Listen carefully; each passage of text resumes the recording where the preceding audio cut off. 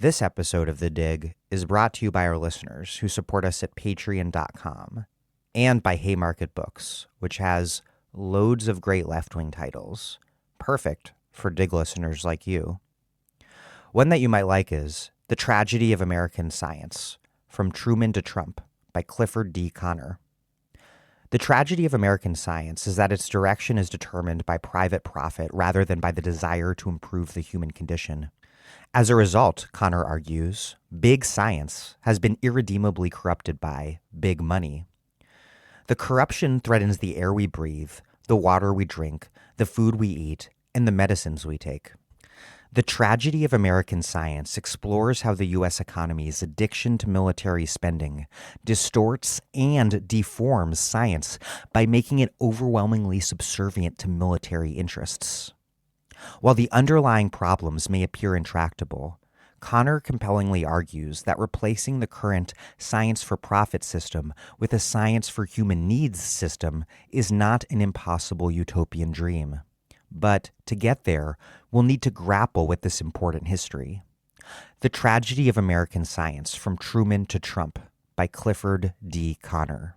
Out now from Haymarket Books.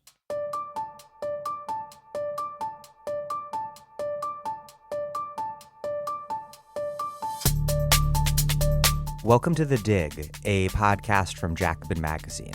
My name is Daniel Denver, and I'm broadcasting from Providence, Rhode Island. Today's carceral state is, of course, rooted in a long and foundational history of domestic American racism. What you might not know, however, is that our police system is also a product of Cold War U.S. imperialism. That is the topic of a new book by my guest today, Stuart Schrader. Badges Without Borders: How Global Counterinsurgency Transformed American Policing. Beginning in the 1950s and accelerating in the 60s, the U.S. made police training and assistance a core feature of counterinsurgency across the decolonizing Third World.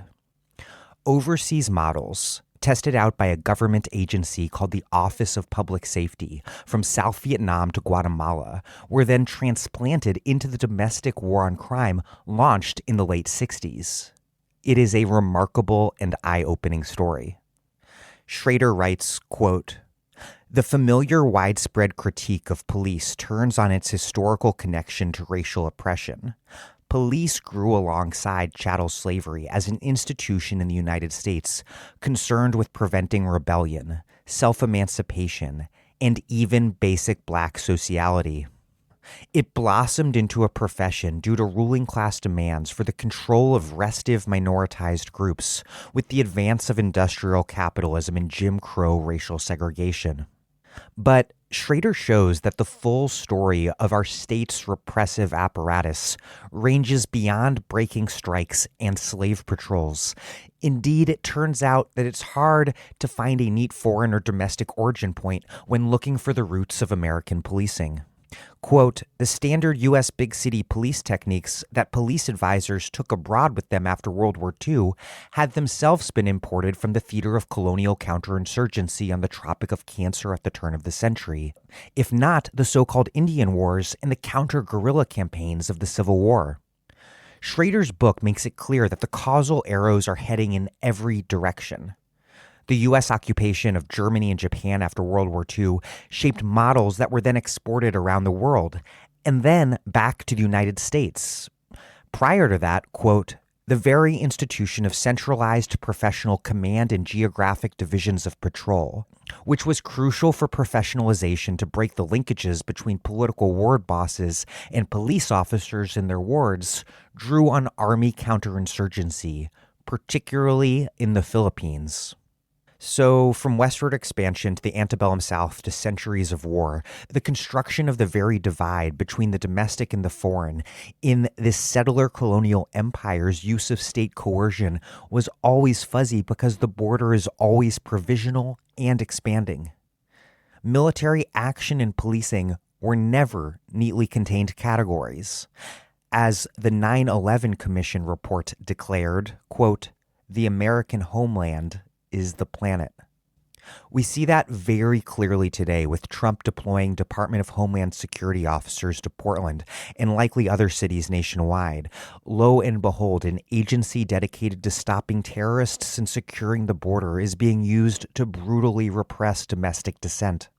What's perhaps most surprising about Schrader's book is that it shows how our present-day monstrous policing system grew out of pushes for reform, both here and abroad. As the U.S. competed with the Soviet Union to win over decolonizing third world countries, military force alone was too blunt and spectacularly brutal an instrument. Policing was a solution. At home, as Black people staged riots and uprisings and disruptive protest, the absolutely murderous police response that prevailed created a crisis for the liberal state's legitimacy. And so new policing strategies for maintaining unrest, imposing order, were imported from counterinsurgency wars abroad through the Office of Public Safety. The head of that office, police reformer Byron Engel, put it like so, quote, "The communists have long experience in utilizing disturbances, riots, terrorism as political action tools. As a consequence, we have put a lot of emphasis on non-lethal riot control. We have found there are many principles and concepts which apply, whether it is in Asia, Africa, or South America. Perhaps those same principles would apply in the United States." And so they did. The Office of Public Safety served as a model for the Law Enforcement Assistance Administration, or LEAA, created in 1968, which used a mass infusion of federal dollars to transform American policing and kickstart the war on crime, and then mass incarceration. This created a new police system and carceral state to discipline and warehouse a new population in American life, systematically marginalized and unemployed Black and Latino people in urban centers permanently excluded from the labor market. The carceral state was the security guarantor of the new political economic system created by deindustrialization, neoliberalism, the rise of the new right, suburbanized metropolitan resegregation, and the destruction of the New Deal order. It wasn't just that federal law enforcement and local departments grew in power side by side, but that cops also emerged as an independent political constituency that wielded independent power. Schrader writes, quote, "The effort to modernize policing at home was the essence of the war on crime. But professionalization also unleashed police, allowing them to become advocates of the war on crime. With old ties to partisan political machines sundered, police became self-interested, unaccountable political actors unto themselves.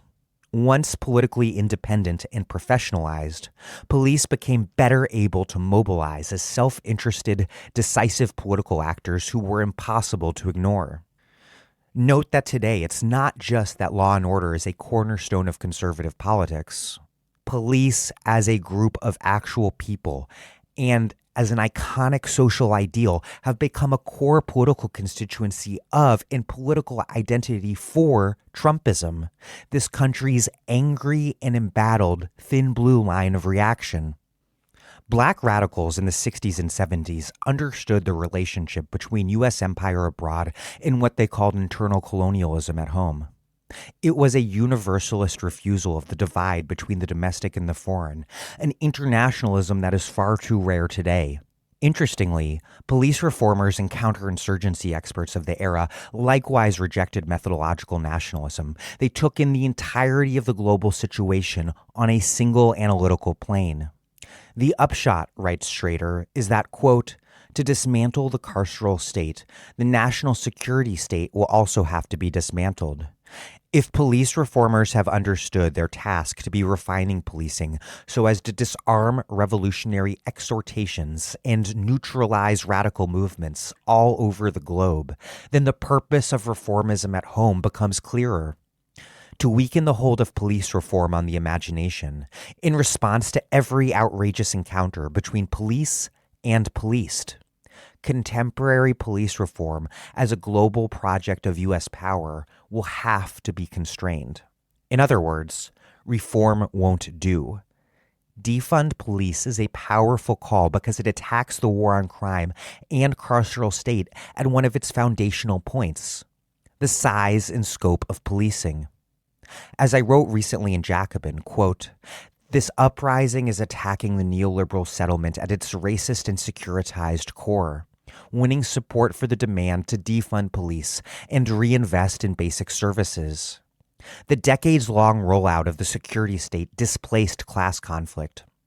The current movement reignites it, demanding a state that funds care instead of repression." Before we get started, briefly, you are listening to this episode, which, like all Dig episodes, has no paywall.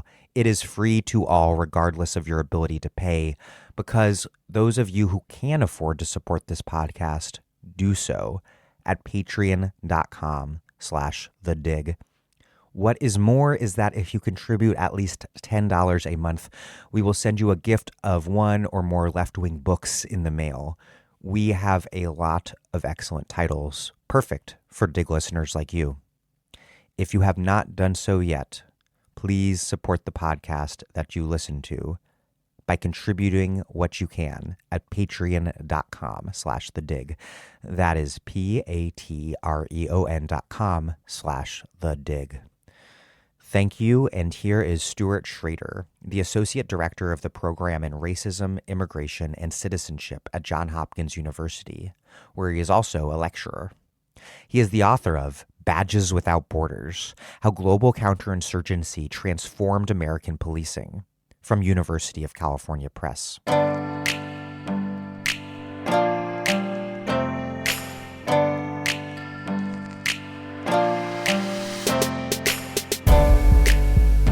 Stuart Schrader, welcome to The Dig. Thanks for having me. Let's start with your overall argument before we get into a lot of specifics. You write, quote, "The expansion of incarceration and policing that began at home in the late 1960s grew out of an expansion of policing capacities around the globe that the United States stewarded to prevent communist revolution. Racism, movements to counter it, and their repression have, of course, existed throughout U.S. history. The war on crime, however, emerged specifically in the context of an effort to use police to manage global decolonization." It's a really interesting argument. It's an argument that is basically entirely new to me. What story do conventional and even other dissident accounts of the war on crime's origins tell? And how does the archive that you've studied complicate that by placing it in the context of the U.S. Cold War empire's global counterinsurgency program? Arguments about the war on crime take place against a backdrop of larger arguments about the legacy of the 1960s, where I think some people think that the social movements of the 1960s in some ways went wrong, and they led to the rise of Nixon, the rise of Reagan, the New Deal coalition falling apart. The conservative take on this would be that the war on crime was a legitimate response to a genuine problem of increasing crime, increasing social disorder. And, voters demanded this, and the state responded accordingly, even if I think among conservatives, there's some skepticism that the ultimate outcome of mass incarceration was actually what voters wanted or was appropriate. You do see this argument coming from historians. You see it also coming from people who were active players in this drama, whether, policymakers or movement people, white activists from SDS who went on to become intellectuals. I think the more left-wing take on the war on crime was not that it was actually what people wanted, but in fact, what voters wanted, but in fact, it was what elites wanted. And specifically, it represented the dream of Southern conservative Democrats in some ways, as well as a broader coalition of people who were interested in getting tough on crime, as they called it, but what they really meant was getting tough on Black social movements and repudiating the civil rights struggle. So the first interpretation that I've laid out is the backlash formulation. And the second is the frontlash formulation. And that term I take from the scholar Veshla Weaver. And I think that in addition to the idea that there were elites pushing for a more harsh response to the civil rights movement that came to be as the war on crime, there's another argument that goes along with it, which is that the wars on poverty and crime were themselves intertwined, but that the war on crime ultimately ended up undermining the war on poverty. And the whole dream of alleviating some of the suffering that was embedded in the Lyndon Johnson presidency's, gamut of policies that we refer to as the Great Society and the war on poverty, that this dream really, fell apart or crashed on the shoals of the crime problem. What I'm trying to do in my work is, of course, I'm in broad agreement with the frontlash argument. But what I'm trying to do is change the perspective a little bit. Whereas the backlash argument focuses on voters, the frontlash argument, I think, focuses mainly on elected officials. Neither one of them really takes into great account what the law enforcement figures themselves wanted in this period. And I think that paying attention to law enforcement figures themselves, the experts of policing and of incarceration, and just generally people who were participating in debates about crime, shows us that they shaped the frontlash. The frontlash, could have taken multiple forms, but the form it took of a war on crime, and specifically the 1968 Omnibus Crime Control and Safe Streets Act, that was not preordained, but police themselves wanted to get more resources, and they were advocating for increasing federal intervention into law enforcement, and they provided some of the very vocabulary, like terms like war on crime.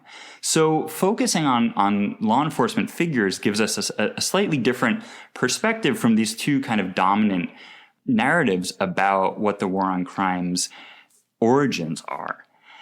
And I think that it also helps us to push back somewhat on something that I see creeping into arguments about the war on poverty, which is that the war on poverty had solutions to social problems that the war on crime took away. I'm skeptical of that. And I think that when you look at U.S. empire, it becomes clear how unsustainable this argument is. It's not that the war on crime didn't supersede the war on poverty. I think ultimately that is true, but actually that they were so deeply intertwined in conception and in techniques. So looking at law enforcement experts helps us to understand that they themselves wanted increased federal intervention in policing, in law enforcement, in solving problems of social disorder that were understood as being deeply intertwined with the gains of the civil rights movement, as well as the more radical forms of protest of the 1960s. Law enforcement experts, what I show in my book, were thinking globally about these problems, and they were deployed globally to solve these problems. Law enforcement experts who used phrases like the war on crime were oftentimes using them to describe what they were doing in places like Brazil, as much as they were using them to describe what they were doing in New York, Chicago, and Los Angeles.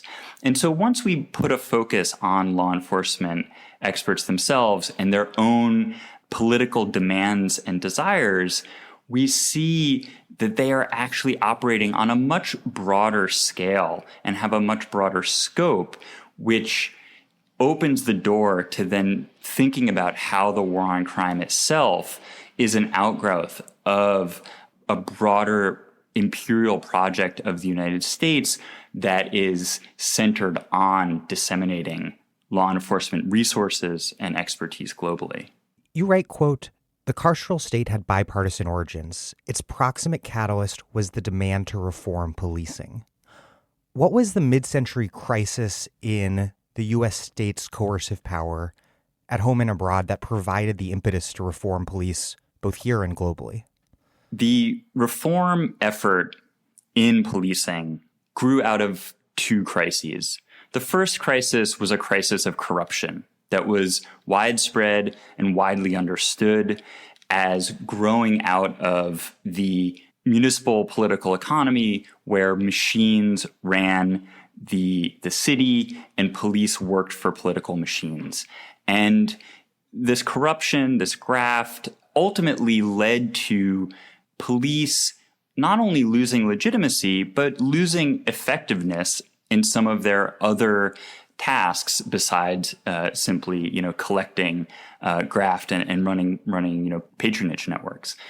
They increasingly were unable to respond to the political demands of other types of elites who were not necessarily embedded in the machine. This means that police were not able to keep control on the labor movement, and increasingly were also struggling to enforce the color line and were facing protests. So this leads to the second crisis, the crisis of legitimacy for police in the United States, provoked by their own aggressive enforcement of the color line. This crisis of legitimacy leads to social movements demanding racial justice. And some of these, of course, are quite left-wing and are, linked up to the Communist Party, and others are of course, at a distance from the left. But ultimately, these two crises lead police experts to try to rethink policing. And this leads to the professionalization era in the middle of the 20th century. And on the one hand, the professionalization era was designed to take police out from under the control of the political machines. And on the other hand, it was designed to make them more operationally effective. So that meant not only, introducing, new technologies and new forms of training, but also administrative reforms that would help ensure their political independence. Now, the idea was if this creates more legitimacy for police, it will also lead to less criticism from below, from the movements. And police leaders, particularly coming out of World War II, are very conscious of the ways that they will be seen as not reproducing some of the violations of civil rights that had characterized policing in the first part of the 20th century. The war creates a new range of possibilities for social movements to demand justice, new vocabularies to demand justice, and police start listening to that and try to fix some of the problems within their own house in response. How did policing emerge to help maintain and manage a color line that was being formally abolished at home through the civil rights movement, abroad through decolonization struggles, by striking a balance between force and I think this more subtle production of new human subjects and order that you write about? It was really fascinating for me when I was doing this research to find that some of these police experts and leaders that I'm talking about were speaking in ways that were almost indistinguishable from what some of the most prominent intellectuals of racial liberalism were speaking. So Gunnar Myrdal is the most famous example. He writes The American Dilemma, of course, with a huge retinue of colleagues and researchers. And The American Dilemma outlines the dominant ideology of racial liberalism over the coming decades. And the idea behind it, essentially, is that the United States will ascend to and assure its global leadership by progressively overcoming its problems, longstanding problems with racism. And one of the ways it can do this is basically through a sort of sleight of hand that Myrdal and the racial liberals engage in, which is to redefine racism in a highly individualized way. It redefines racism as being about individual sentiment, about personal bigotry, and basically removes from the scope of the conversation what we would today call more structural dimensions of racism, more collective and group-based or spatially based forms of racism. Police leaders who I'm looking at in this very moment are saying some very similar things.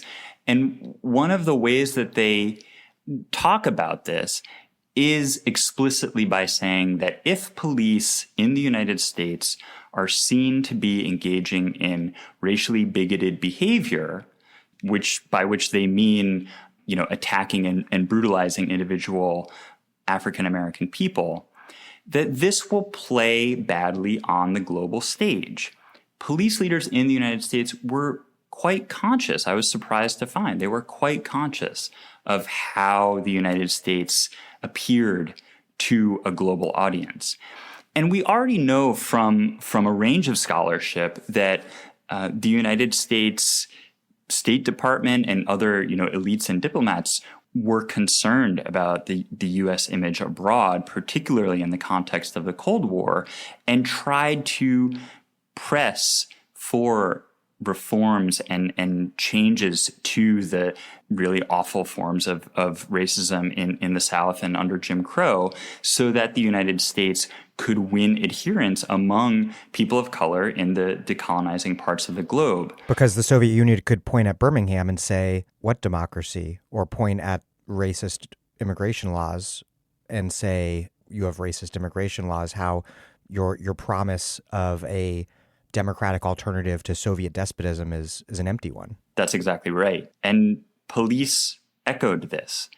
And I thought this was so odd and surprising because, of course, we would assume that police want to be unleashed, that they want to be able to engage in whatever types of behaviors might be necessary to maintain the color line. But in fact, some of these police experts I look at are really trying to rethink the color line, and they're trying to rethink the police role in maintaining it. And they believe that it's possible for there to be an accommodation between U.S. liberalism and democracy and the global power of the United States through police reform and professionalization.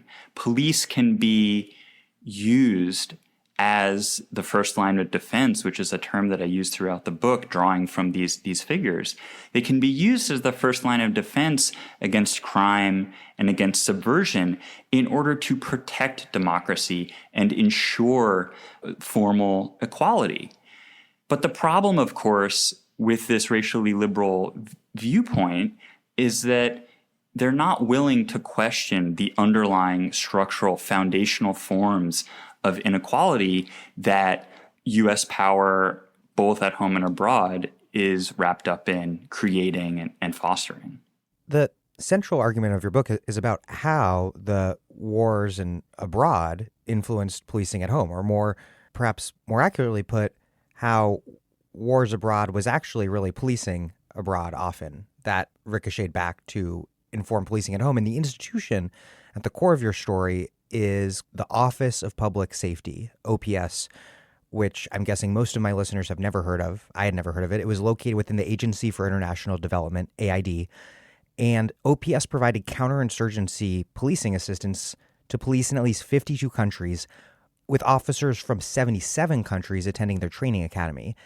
You write that the New Left accused OPS of teaching torture, but you write, quote, "From the U.S. intelligence perspective, far more important than lessons in how to commit violent acts were lessons in specialized technical knowledge and data management to surveil and target populations, along with supply of filing systems, fingerprinting materials, binoculars, cameras, and other mundane items. What was OPS, and was there more like coldly clinical institution and systems building? Was that perhaps more consequential ultimately in facilitating repression than its critics at the time understood? I think that's right. The Office of Public Safety was at its core a capacity building institution. The idea was to build the capacity of other sovereign states so that they would be able to work as proxies for the United States and for U.S. geopolitical goals, primary among them containing communism. And therefore, if the capacity of other states were increased and bolstered, the United States wouldn't have to get more directly involved in those countries. The cases where war breaks out and the United States sends troops or airplanes to drop bombs, those are failures of this counterinsurgency strategy. The idea of using police, which the Office of Public Safety oversaw, was to prevent these more difficult to control politically volatile situations that required military force. The Office of Public Safety was created in 1962, and it lasted until 1974. They turned out the lights finally in the International Police Academy in D.C. in the middle of 1975. Precursors of the Office of Public Safety came into existence in the middle of the 1950s. Under Eisenhower in 54. That's right. When the Office of Public Safety was created in 1962, the idea behind it was basically to consolidate some disparate programs that were not very well coordinated in different parts of the globe and put them all under one roof, under one director, and under one overall budget line. And that budget line couldn't be cut by anybody else within the Agency for International Development, which made it quite unique. So the director was a guy named Byron Engel, and he had been doing this work of assisting police going back all the way to the end of World War II, when he went overseas to Japan to work in the U.S. occupation of Japan on police reform there. Engel was he was a police expert. He was a police reformer. He was also deeply anti-communist, and he worked in the 1950s closely with the CIA. And when they created the Office of Public Safety, the idea was to make Engel a somewhat more public figure. Of course, he was not well known. He did not become somebody who was getting magazine profiles per se, but he was public, he was overt, he was not working in the shadows. The Office of Public Safety in general worked openly. It worked with sovereign governments. The United States, diplomats from the United States signed agreements with diplomats from other countries to arrange these police assistance programs that the Office of Public Safety oversaw. And some of them were relatively short-lived, and some of them lasted for quite a long time. And they did provide some cover to CIA agents as well. Exactly. The Office of Public Safety employed some police experts who, if we believe what they say, had no idea at the time that some of their colleagues were working for the CIA. They really thought their job was simply to, improve the traffic flow in the growing cities of, Bolivia or Thailand. Meanwhile, the guy at the next desk over was actually employed by the CIA and was, working under the cover of the Agency for International Development. But ultimately, even if the public safety advisors didn't know who was, writing everybody's paycheck at the end of the day, the work they did all fed into the intelligence apparatus of the United States, as you suggested. What these police advisors were doing, was collecting data and information about the police capabilities of other countries, and as I said, trying to improve those capabilities. But they were also in the process collecting data on the movements on the ground. So the reports that they would file, and of course they had to file monthly reports that went from their desk in country X all the way to Washington, D.C., perhaps to Byron Engel's desk or one of his subordinates, and then they would make their way to intelligence agencies, to the National Security Council, and even potentially to the Oval Office. So the intelligence reports would say there was a protest in a city in country X.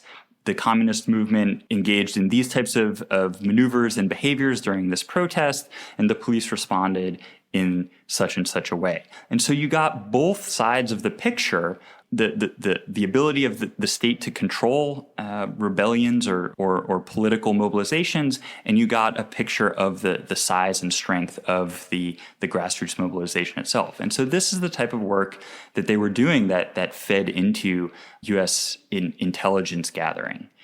At the same time, when they found that in this protest, the police were overwhelmed because they had communication problems. Well, then the recommendation would be, okay, we need to improve country X's communication ability among its officers on the street. Let's introduce new radios. Let's introduce new teletypes, various types of technologies that would improve their ability to coordinate and activate their forces. One thing that really jumped out at me is that overseas police assistance was a thoroughly democratic project. It was Kennedy who defeated Nixon, who was Eisenhower's vice president in the 1960 election. And you write that he pushed a model that combined policing and development in a sort of explicit political contrast to his Republican predecessor, Eisenhower's emphasis on military force.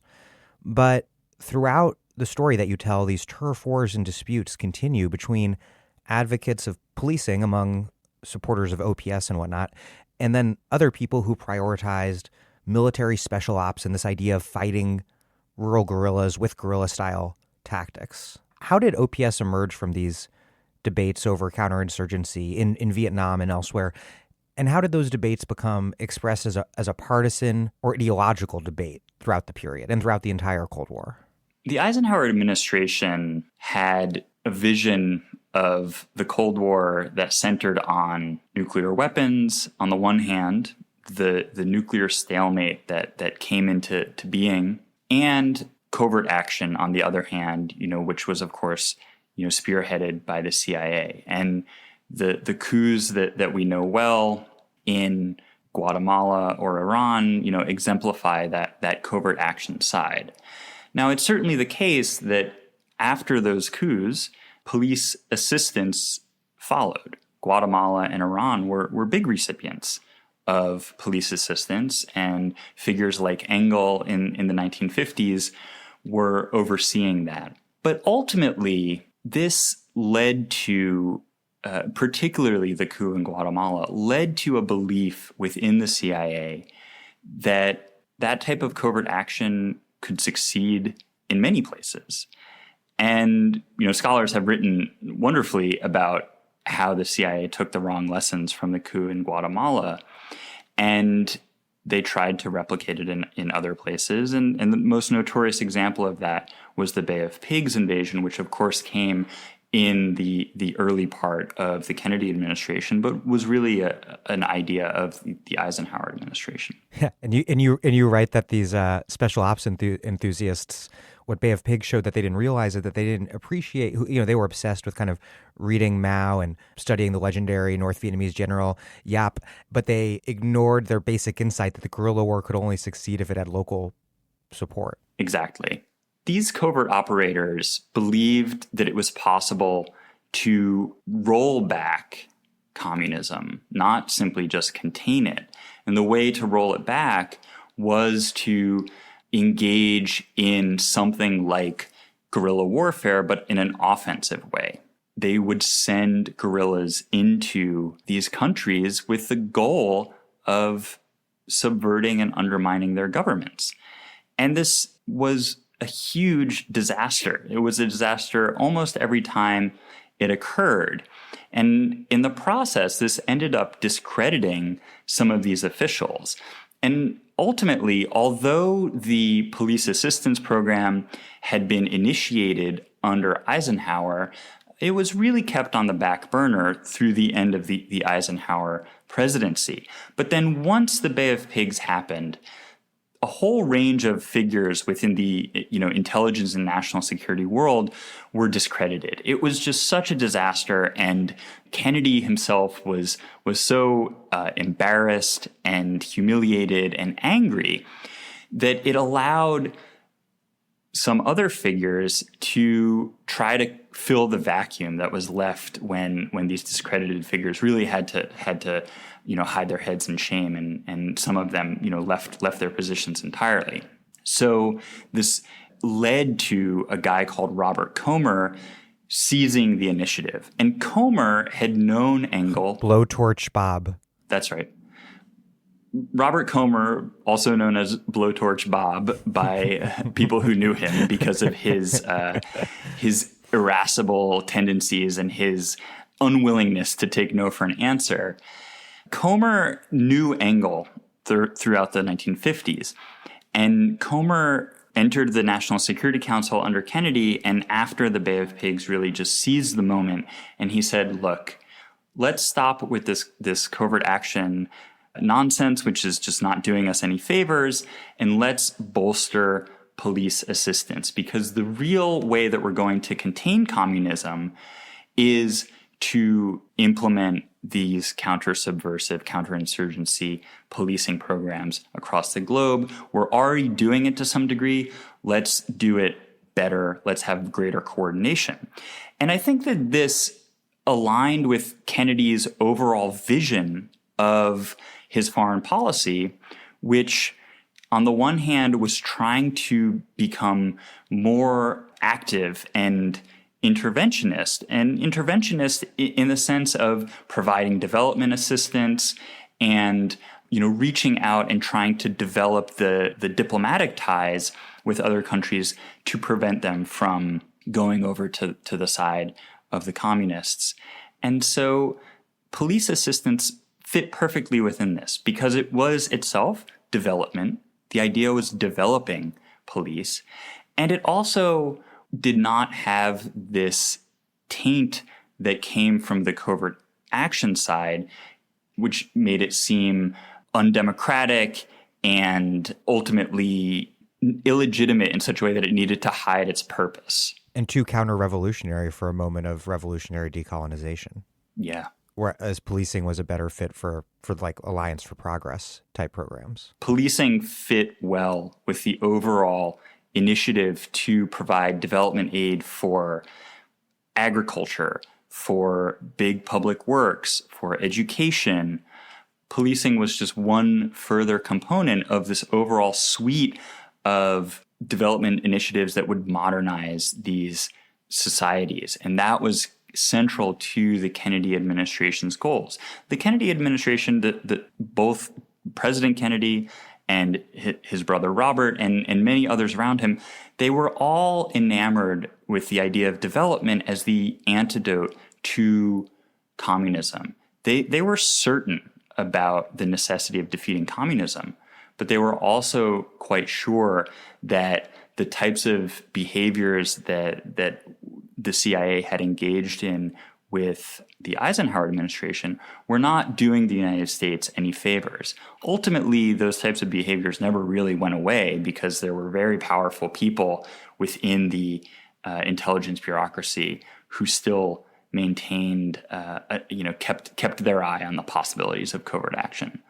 But the possibility of putting a lot of resources into police assistance accorded with the overall Kennedy administration orientation toward third world countries. Interestingly, Comer and the whole city policing model got their moment of embarrassment later on as well with the Tet Offensive, this massive 1968 North Vietnamese assault on major South Vietnamese urban centers. That was really the beginning of the end of the war. North Vietnamese General Yap apocryphally said afterward, quote, "We learned from Detroit to go to the cities." What did Yap learn that Comer apparently didn't? Comer is one of these classic tragic figures of the American elite. in the sense that I think he knew that everything he did was probably not going to work, and yet he did it anyway. He was not a stupid person, but he ultimately showed his loyalty to Johnson by continuing to push for the war effort in Vietnam, even after he had already recognized that the war effort was likely to be an almost impossible task. And you can look at the Office of Public Safety, which he supported, its creation. You can look at the Office of Public Safety to understand exactly why. He wanted to send police assistance to dozens of countries around the globe, third world countries, in order to prevent the possibility of the outbreak of a guerrilla insurgency and the growth of a really committed revolutionary movement. Police assistance was supposed to prevent that. In South Vietnam, it did not prevent that.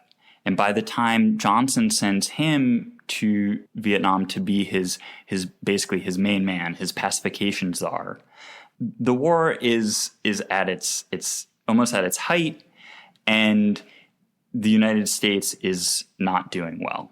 So Comer ends up going to oversee both the civilian development and the security side, ultimately under what becomes known as CORDS, Civil Operations and Rural Development Support. And Comer's whole deal is promoting policing as a way to prevent Vietnam, but here he is having to deal with Vietnam as it exists, as an incredibly bloody, disastrously proceeding hot war. That's exactly right. But he didn't want to ever let Lyndon Johnson down, I think. And ultimately, because of that, he did, because he kept providing these rosy assessments of how well things were going to go. And the most classic example of this is that literally on the night before the Tet Offensive breaks out, and this is something that is a well-known story that people like David Halberstam wrote about. Comer shows up at this party where all these U.S. officials and elites are celebrating the New Year, and he shows up wearing this orange flame retardant coat, and the joke is that because his nickname is Blowtorch Bob, he has to wear this flame retardant coat in order to not himself burst into flames. So he's making he's making these assessments of the progress of the war, and then even after the Tet Offensive has begun, he continues to say that that there is a light at the end of the tunnel. That's the famous phrase. But I think he knew that was ultimately unlikely, and part of the reason was that the war had become so militarized. In the early part of the 1960s, his whole strategic initiative for the United States was to avoid militarizing these counterinsurgency situations, use police, use civilian authority in order to keep control of the communist movement. Because if you use the military, then things are likely to spin out of control, become extremely violent, and incite the very revolutionary impulses that the United States is so worried about in the first place. And to kind of emphasize the hegemony side of things rather than the raw coercion side. That's right. And which is interesting because I didn't realize that what pacification meant. I've always thought of it as meaning just blunt suppression, but in fact, pacification was meant to be a contrast to blunt suppression. It was about the subtle exercise of coercive power alongside economic development. That's right. And encouraging political participation even. Yeah. William Colby, who goes on to be the director of the CIA, but he was actually Comer's successor running CORDS. Colby has this wonderful line somewhere where he says that, pacification is a misnomer because actually what pacification means is activation. It's activity at the grassroots. It's political participation by the grassroots. The idea is we can defeat communism if we give the peasants, the dispossessed, some tools for their own economic uplift. And they will then use these tools and they will use them democratically. They will say, they will have the ability to say, this is the goal we have, and we want to reap the rewards once the goal is achieved. And that is what pacification looks like. Now, there's another dimension to it, of course, which is the security dimension. When the people at the grassroots fail to achieve their goal, or when they change their mind, or when they refuse entirely and they put down the shovels and stop digging the trenches that the United States has given them the shovels, but they're doing the labor of digging the trenches, right? If they stop, well, then there's going to be a well-equipped police force there to say, hey, you have to hold up your end of the bargain, and you have to prove that you're quote-unquote pacified by your active participation in this political project, this economic project. And in reality, the security aspect sort of always automatically overwhelmed all of the other, however sincerely believed, objectives of pacification. And you have this one powerful example from Guatemala. You write, quote, one of AID's programs in Guatemala consisted of identifying and training people who exhibited potential to become leaders who could advocate on behalf of their villages. AID studied other outcomes of this training program into the 1980s. The findings were stark. Up to 2/3 of the trainees had been killed by security forces well after Operación Limpieza concluded. You continue, quote, the inescapable paradox of prioritizing security as a precondition for development was that the institutions called upon to effect such orderly change, whether military or civil police, tended to defend entrenched interest and resist institutional transformation, although U.S. assistance was intended to transform them. Counterinsurgency truncated the menu of political options available in aid recipient countries, even in the absence of active guerrilla insurgency. How did this idea that security was the precondition for development emerge, and how did it ultimately undermine the purported, and again, by some of these people, certainly sincerely held goal of advancing development? I think there were debates about whether security came first or development came first. But ultimately, what happened in practice, those were intellectual debates. In practice, security always had to come first, because the idea was no development project could succeed in the absence of security. Now, what did that mean? Quite literally, it meant, if there were communists or, left-wing radicals on the scene, then the scene was insecure, right? But the fear was that if we give development aid to the grassroots, we being U.S. development officials, if we give development aid to the grassroots and there are communists on the scene, they might take advantage of that, and we might end up actually feeding the insurgency. The resources might fall into the hands of the insurgents. So security as a precondition then meant that development would have to proceed in these highly constrained ways. And the Strategic Hamlets program, which is a kind of famous example from South Vietnam, I think really typifies this, because it was supposed to be a showcase of grassroots participatory development, but with a tall fence around the village or the hamlet, and barbed wire and armed sentries guarding over it. And those armed sentries not only were looking to the outside to make sure that, no communists were trying to infiltrate and get in, but they were also looking inside to make sure that everybody inside was being loyal and wasn't perhaps, exhibiting too many sympathies with, left-wing political ideas. And again, some of those could become evident simply by refusing to do the work that they were told they had to do. So if they weren't doing the work, that was evidence of insecurity. So the lack of action on some of these development goals ultimately, becomes this kind of self-fulfilling prophecy of seeming like insecurity.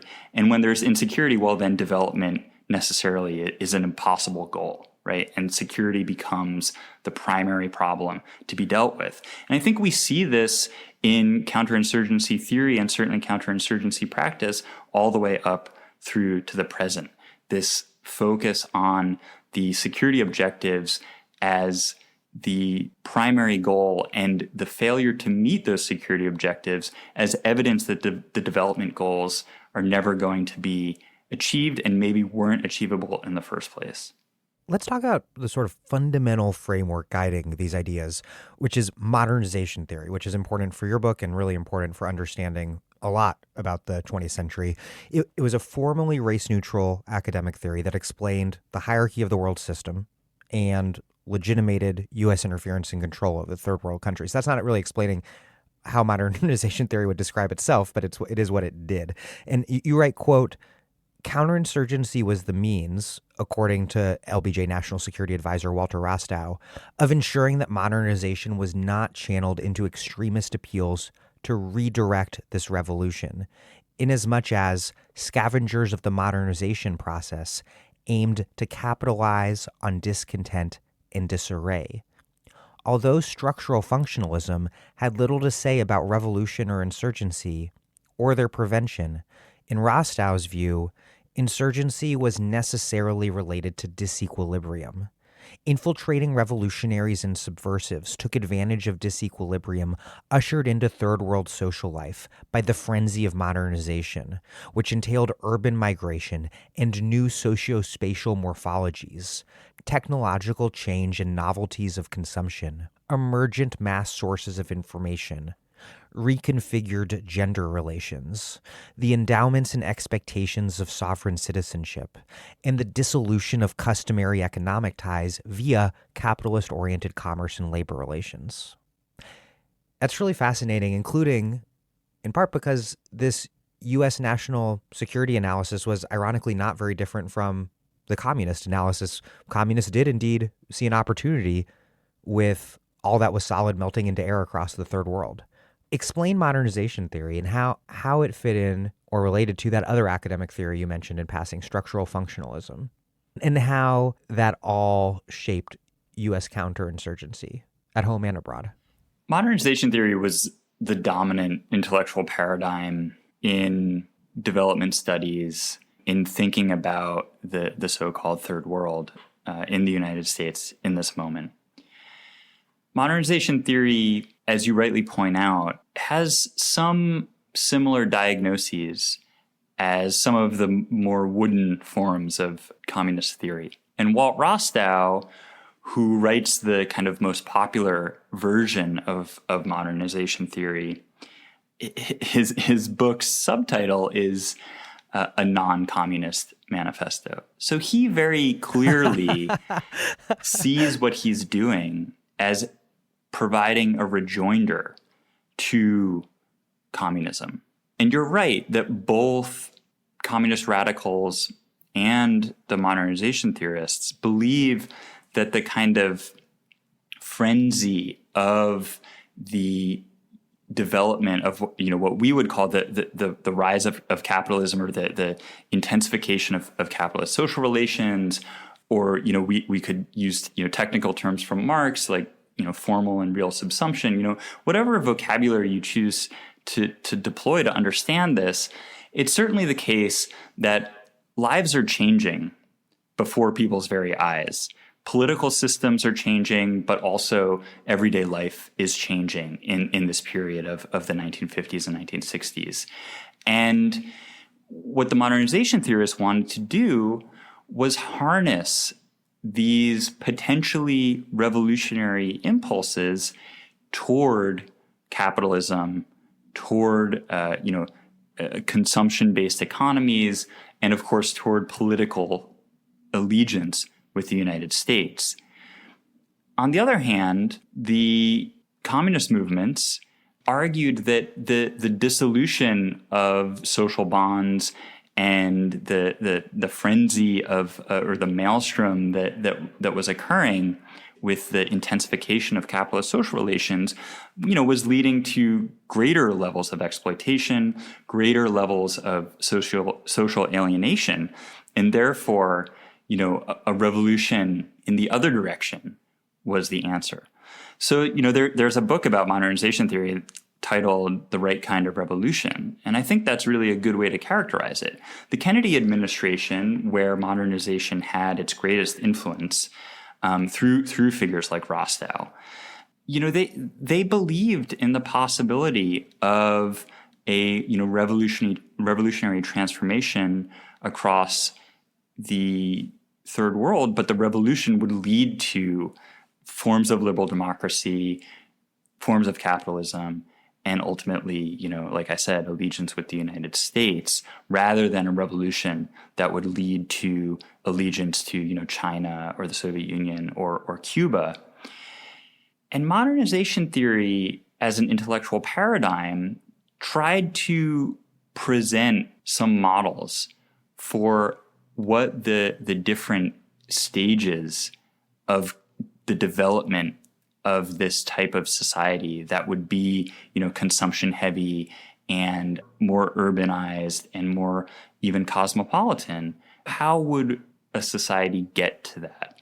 There were stages, and ultimately, many people have argued that one of the fundamental flaws of modernization theory, not only that these stages were too, simplistic and shorn of the relevant, details of cultural particularities, but also that the endpoint happened to look quite a lot like the United States. And some of them were more explicit than others. Some of the theorists were more explicit than others about how much the end goal of modernization was to create societies around the globe that looked just like, the United States in the 1960s. So taking the United States in the 1960s as the model of, the sort of end stage of all development processes led to some quite bizarre ideas about how to get there. Now, ultimately, when these theorists looked at the United States as the end goal, they saw the United States as a relatively homeostatic situation where the various dimensions of American social life were more or less in balance with one another. The political, the economic, the social, the cultural, all of these factors worked together to create a whole that was relatively even, worked and operated quite well. That's the theory. But what's the reality? This is the 1950s coming into the 1960s. The United States is not, by any stretch of the imagination, a society where everything is functionally integrated and working well. And even just raising the term integrated, which is a central piece of the theory, kind of points to what I'm talking about. The United States is dramatically cleaved by deep racial antagonism, by deep forms of racism and inequality across the color line. That's a deep and layered contradiction there, because it means that the model that modernization theory is attempting to transpose onto the third world, the American model, is itself not a model of the actual America, but a kind of aspirational liberal fantasy of what America might and should become. That's exactly right. And this is where the role of police in all of this becomes even more interesting and peculiar. Because if society is composed of a bunch of different forces that ultimately resolve into an equilibrium, well, what's the role of the police? I think for these theorists, who are not super explicit about the police, but that none of them have any kind of utopian idea that there will be a way to get rid of police. Instead, they just accept that police are a relatively natural feature of a modern society. So what do police do? Well, they right some of this disequilibrium when it occurs. If there is some type of rebellion or insurgency, police are going to be tasked with putting it down in order to re-attain homeostasis. And this feeds directly into counterinsurgency theory, because counterinsurgency theory basically argues that insurgency breaks out when some flaw emerges in the homeostasis, and oftentimes it's a vector from outside. It's these subversives, streaming across the border, carrying with them pamphlets and literature full of ideas from, Lenin. And they're probably also, carrying guns, under their other arm, right? So that's the vector of disequilibrium. So using police, using security forces to tamp down on the subversive threat and on this vector of instability is going to restore equilibrium. Now, the kind of confusing and challenging piece in all of this is that, once again, as I said earlier, modernization itself is creating a certain type of disequilibrium. And that's good disequilibrium, right, for these theorists. It's going to compel people to demand greater democracy, to demand greater access to goods, to demand, economic development. But the worry, of course, is that these demands will feed into the propaganda appeals made by the communist subversives, who will say, if you don't have enough to eat, if your living situation is not what you like, well, we provide an answer to that, and our answer is our political program. So all of these contending ideas are debated among intellectuals, while in practice, the Kennedy administration, the Johnson administration, are providing this development aid and also providing the police aid in order to make sure that these countries around the globe are provided with the capabilities to meet the challenge should it arise of, again, the communists streaming over the border trying to create disequilibrium. And therein lies the contradiction that leads, to repeat this example because it's so remarkable, that leads to U.S.-backed security forces in Guatemala murdering the community leaders who the U.S. had trained to develop their country along the lines envisioned by modernization theory. That's exactly right. The United States Agency for International Development in Guatemala, as well as in other places, had the idea of taking some community leaders and giving them forms of training in how to achieve new forms of economic and social development. They even used terms that we would find very familiar in the United States, like community development. These leaders were meant to disrupt the status quo. They were meant to be able to make demands on the political system and say, hey, we do want greater education. We do want better health outcomes for our communities. We do want greater access to the market. And yet, on the other hand, the Agency for International Development is also giving this massive amount of support to the police in Guatemala. And of course, the military is also the U.S. military is supporting the Guatemalan military. And so these development leaders who are meant to be catalysts of economic and social change in Guatemala, of course, they anger some local power holders. They anger some local elites. And what do those local elites do? Well, they turn to the security forces and they say, the type of disruption that these figures are causing is subversive. It's anti-government. It's antisocial. And the police respond with targeted violence. And it's impossible to imagine the thoroughness and the specificity of that violence without the tools, going back to what we talked about earlier, without the tools that the United States provided to keep tabs, for the police to keep tabs on community members, to watch out for and identify who the potential subversives might be. Incredibly, the same dynamic that played out overseas with policing being presented as an alternative to military force gets transplanted to the domestic side, where reform policing was sold as the solution to overly lethal policing that was only fueling unrest in the streets, because cops were killing a lot of people in protests. Cops were firing live rounds into protests frequently. National Guard was attacking protesters, rioters with fixed bayonets.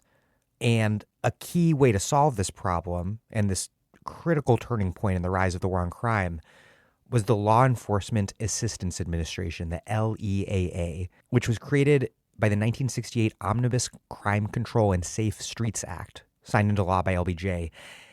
And this senior federal law enforcement official who, again, like other personalities in your book that were really important, is likely entirely unknown to my listeners. This guy named Arnold Sagalin, he used the OPS, the Office of Public Safety, oversees policing grants as this model for aid to policing that would function in a similar way within the U.S. federalist system. What was the LEAA, and how did it draw on overseas counterinsurgency? The LEAA is increasingly understood as crucial among historians to the rise of the carceral state and the creation of mass incarceration. But in fact, the LEAA spent a great amount of its resources early on policing. So, as you said, in 1968, the Omnibus Crime Control and Safe Streets Act is signed into law, and it creates the LEAA. And there was a precursor to the LEAA created in 1965, which was smaller and didn't have nearly as wide a reach. That 1965 date is important because in the summer of 1964, there was unrest in Black neighborhoods in many places, in Harlem, in Rochester, in Philadelphia, and several other cities. And this unrest was met with harsh violence by the police. Police, in general, were ill-prepared to deal with the unrest, and then their response intensified and worsened it. Very much like what we've witnessed over the past few weeks in the United States.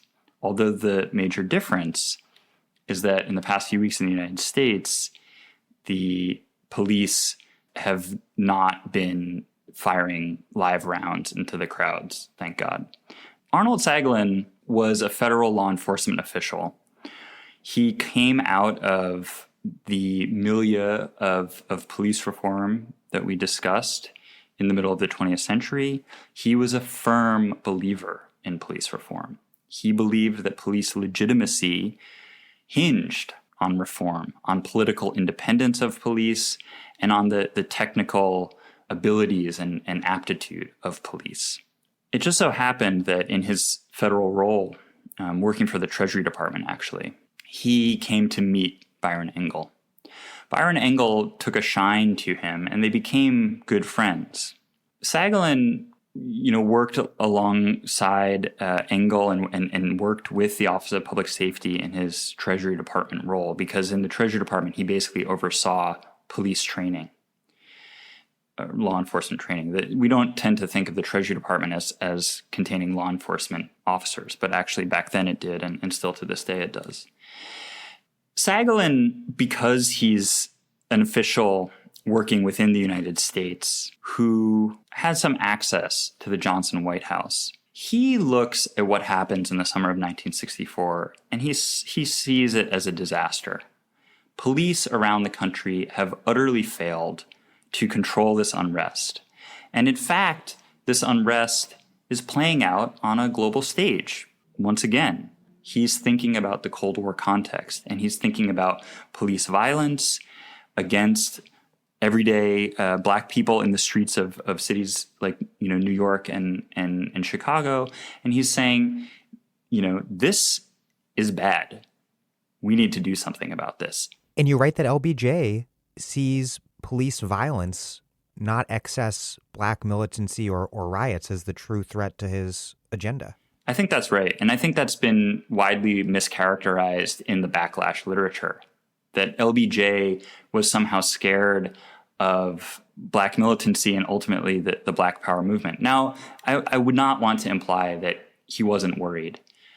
But in 1964, before he ultimately starts using the term war on crime or war against crime, he's much more concerned at that moment about the way that police are creating legitimacy problems for his government and for governments more broadly. So Sagalin writes a couple of memos that I discovered in the archive that, in some ways really clarified so much to me about the importance of looking at both the foreign and the domestic in a single analytic frame, which is really the thing that I'm trying to do in this book. Saghalin writes these memos to officials who are on the kind of crime or justice side of the Johnson administration, policy advisors. And he says, look, we need to do something about the police in the United States. They are ill-equipped, underprepared, poorly trained. They don't have enough resources. They're making things worse. So let's take money from Washington and give it to police at the local level. And let's also take expertise and training resources from Washington and give it to police at local level. And lo and behold, I have this perfect blueprint for how to do this. It's called the Office of Public Safety, and we're already doing this in many countries around the globe. Now, ultimately, in 1965, when the first federal anti-crime bill passes, it's not exactly a mirror image of the Office of Public Safety. But fast forward a few years, and you get to the Omnibus Crime Control and Safe Streets Act of 1968 and the LEAA. And then I think we can say that in many ways, the LEAA replicates the Office of Public Safety. And one of the crucial ways that it replicates it is by having very little say over how police at the local level actually engage in policing. Instead, it trusts that by giving police new forms of equipment, new technologies, new types of training, and access to the kind of most advanced social scientific and other scientific studies of crime and its deterrence, then police will solve the problem. And of course, the problem is crime, disorder, political rebellion. And that's what the Office of Public Safety did overseas. And of course, the Office of Public Safety overseas could not place onerous conditions on how its aid was used, because the whole idea was that these were bilateral agreements between two sovereign nations. The United States has police experts, other countries have police in need of expertise, and we're going to come to an agreement about how to best impart wisdom and supply equipment from Washington to other countries. There's no global hegemon or empire here. Exactly. And so that disavowal of the geopolitical power of the United States that was integral to the operation of U.S. hegemony, of U.S. empire, and of the Office of Public Safety, we can see as well playing out with the Law Enforcement Assistance Administration, which is to say that it reduces policing. It tries to take all the politics out of policing and reduce policing to a kind of set of technical repertoires, even as at the same time the politics are all over the place. On the one hand, the 1968 bill, the way it's written, is in accordance with demands of racist Southern Democrats in the Senate.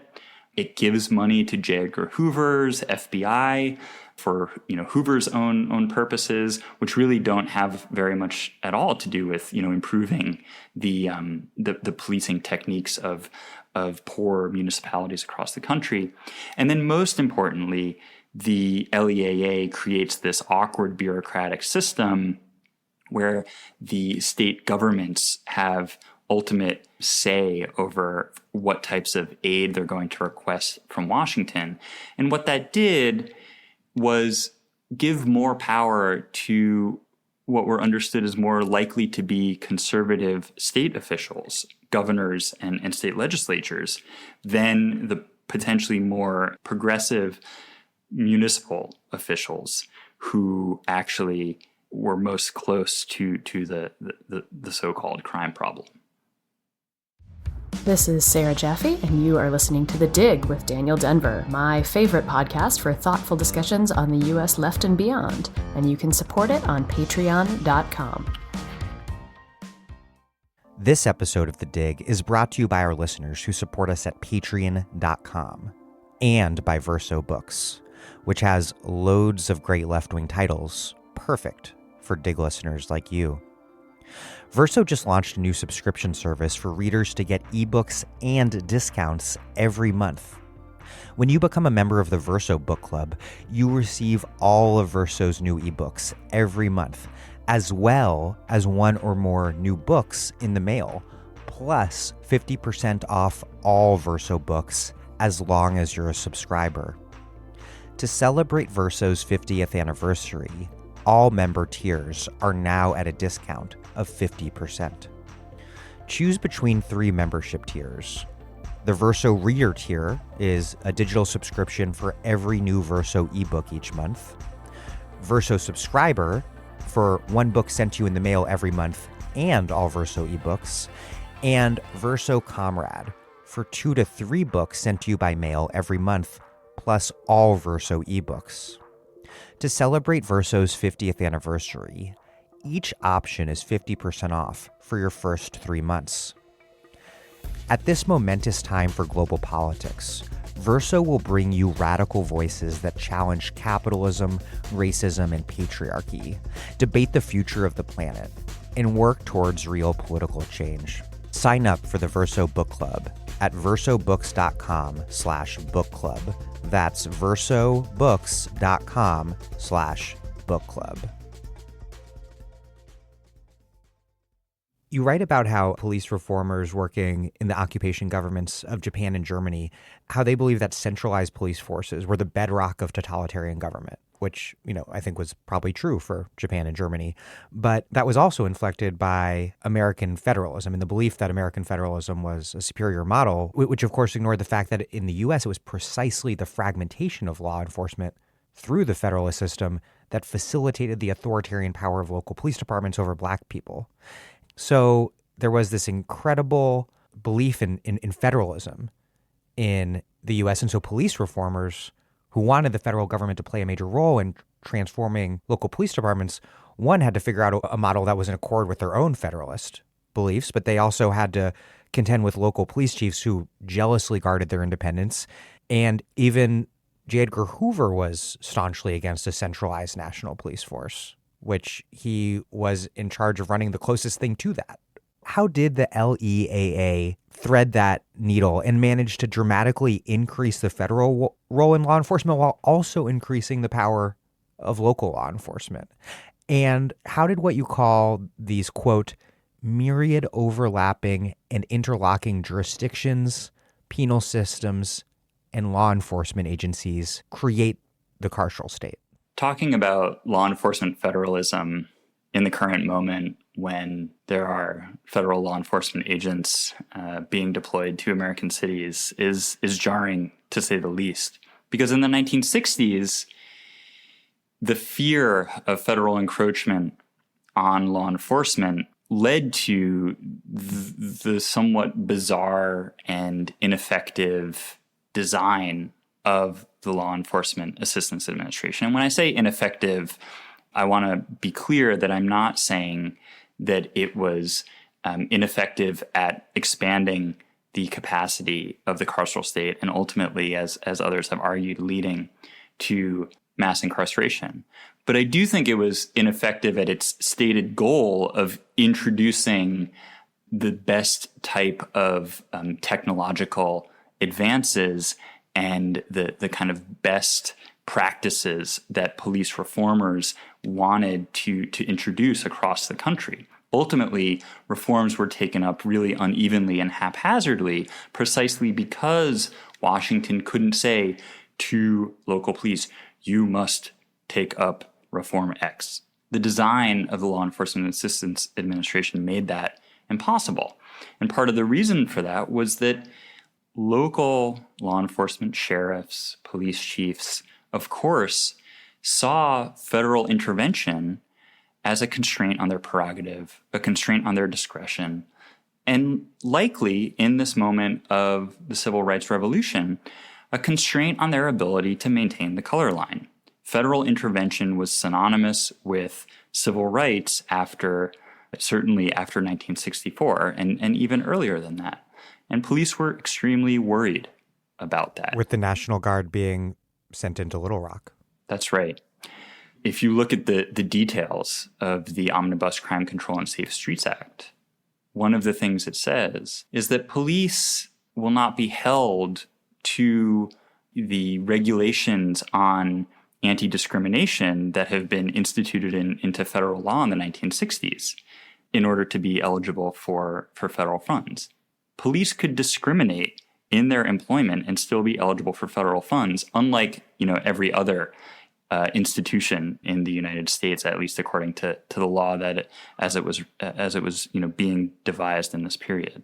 Sort of a revealing loophole in terms of what took priority. Exactly. I think that one of the things we need to understand about the war on crime was that it did empower police at the local level, again, unevenly, haphazardly, and not according to the demands of some reformers who really wanted to promulgate, standards that would hold everywhere. But it did provide resources. It provided new technologies. It provided access to new forms of training. And in the book, I talk specifically about riot control training because it's the most germane and actually has a national dimension that emerges in this period. But this empowerment of police at the local level through new resources and technologies, is an interesting contrast with the war on poverty. The war on poverty similarly is meant to empower at the local level. But of course, the war on poverty never really puts money in poor people's pockets. It gives them access to, certain forms of bureaucratic channels for modest forms of political organizing and, new forms of things like job training, and even some more soft programs like, etiquette and home ec types of training for young people. But the empowerment is not economic empowerment. The war on poverty doesn't do that. Meanwhile, the war on crime is empowering police. So the war on poverty, to the extent that it could, try to address some of the problems that the civil rights movement was up against, not just the voting rights issue, which of course is central and also is a very localized problem, but also the problems of lack of jobs, inadequate housing, poor education, poor healthcare. These are all really locally based problems. And the war on poverty never really provides a thorough means to overcome them. You have this really powerful analysis on why the war on crime succeeds where the war on poverty didn't, which is an analysis of the scalar politics of the period, by which I mean the politics of scale, the various levels of government and power at which various things operate, and how that disadvantaged the left and popular left-wing organization while empowering the war on crime. You write that the left, quote, hoped to redistribute political power, but lacked the capacity to upend entrenched hierarchies, including the one that had downscaled political contestation to the local in the first place. The local was the terrain of police violence, inadequate school facilities, usurious white shopkeepers, and slumlords' rat-infested, overpriced housing, the very targets of black political mobilization in Harlem and elsewhere in this period, aside from the demand for the vote. But it was not the terrain on which these injustices could be addressed. Fractions of capital and police tried to prevent federal-level interference that would endow actors at the scale with greater resources. This is a complex but I think really important point for understanding how the last, 80-odd years of American history have gotten us to where we are today. How did the rise of the new police federalism fit into the geographic politics of the emerging post-New Deal order political economy?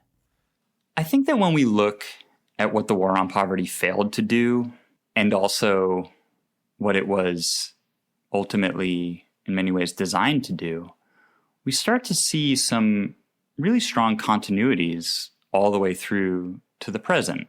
Because insofar as we can understand neoliberalism as downscaling and downstreaming risk and responsibility to individuals and families, the war on poverty does something very similar. The war on poverty does not try to overturn the political establishment.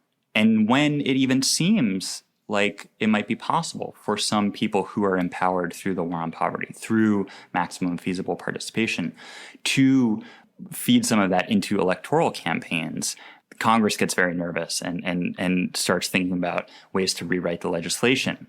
So there is no real desire in the war on poverty to completely overturn the system. And instead, it's to make people at the grassroots, at these small scales, responsible for their own, uplift and the transformation of their own lives. It's not a jobs program.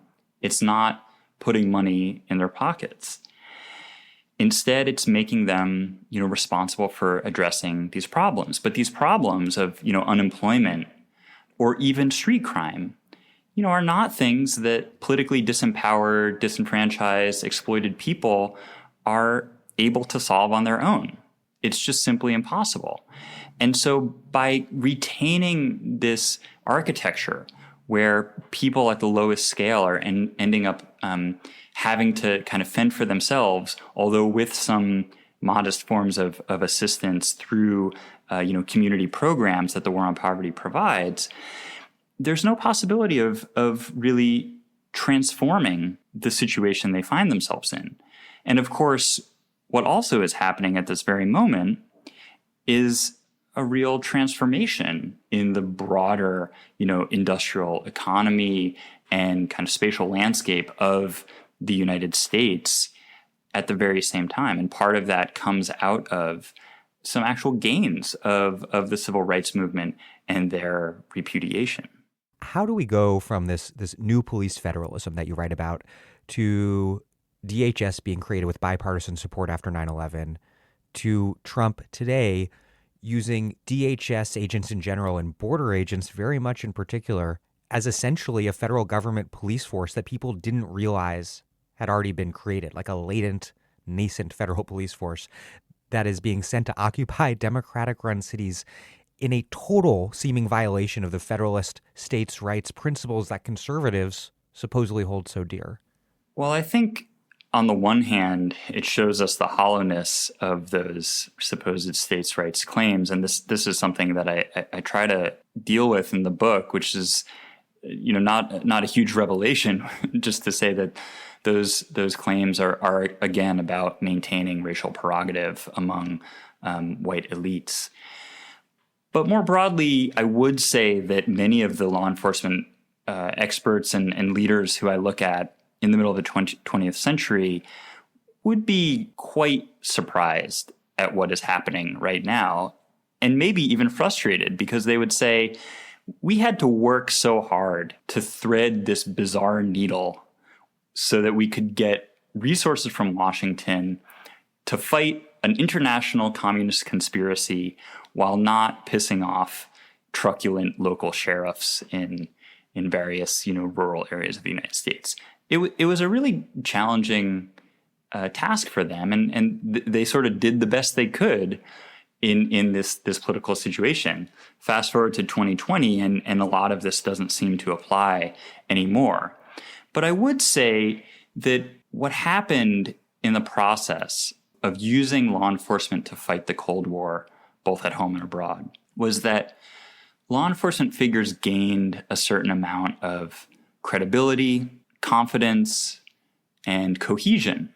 The Cold War gave them a unity of purpose, and they started to use that to speak in relatively cohesive ways about what they wanted politically and really fiscally. By the time the 1968 crime bill is a possibility, law enforcement leaders basically are lobbying for it, testifying before Congress, saying how important it would be for them to get this type of support from Washington. Johnson was very worried about pissing off the sheriffs or the police chiefs, and that's why he would tread carefully, and always say, we're not interested in creating a federal police force, and the LEAA will not create a federal police force. But he was given some cover by the law enforcement leaders who gave full-throated support to federal anti-crime legislation. And this opens up a whole new realm of intergovernmental relations where police increasingly loudly make demands on Washington for support. And so the 1994 crime bill, I think, is really the best example of this, but there are others. In the 1994 crime bill, Bill Clinton addresses, in the immediate aftermath, I think, of its signing, Bill Clinton addresses the International Association of Chiefs of Police, and he says, money is coming your way. I've signed a bill. Basically, you can rejoice at all the resources that are becoming available. And that those resources include money to hire 100,000 police officers, which Joe Biden was very proud of at the time. When Bill Clinton addresses the International Association of Chiefs of Police, he wears a jacket that says America's Chief on the back. That type of thing would have been unthinkable to Lyndon Johnson because Lyndon Johnson was so worried about being seen as imposing federal conditions from Washington on local police. But between 1968 and 1994, police realized that they can get a whole lot of resources out of Washington without onerous conditions attached to them, without oversight attached to them. And I think that this leads us into a really different situation from the 90s to the present, as compared to what was going on in the 1960s. I also wanted to follow up to a reference you made about riot control, because that's a big part of your book. And among the tools that Byron Engel from the Office of Public Safety, among those the tools he recommended from overseas was CS, or tear gas. And the story that you tell is really weird because CS's use as a weapon of war in Vietnam was justified by describing it as a domestic policing riot control tool, when in fact it was first a weapon of war in Vietnam that was then integrated into domestic policing. At the same time, however, there's seemingly a totally kind of opposite development in policing, which is the emergence of SWAT teams, first developed by the LAPD, which draws on kind of a military special ops counterinsurgency model. How did these two different things, the automatic weapon toting, armored vehicle driving special units, emerge out of a moment that was making such a point of emphasizing non-lethal policing methods like CS and also social uplift as a means of crime prevention? Were the two phenomena at odds or more complementary than they might seem? That's a great question. They are both complementary and at odds. I think they're complementary or even fruit growing from the same tree insofar as they're both deeply transnational in orientation. In the chapter of the book where I talk about SWAT, I show that the LAPD is really deeply enmeshed in transnational networks of policing via the Office of Public Safety and other operations. And when Daryl Gates creates SWAT, it's consistent with, as he will claim, it's consistent with various counterinsurgency theories that are operating.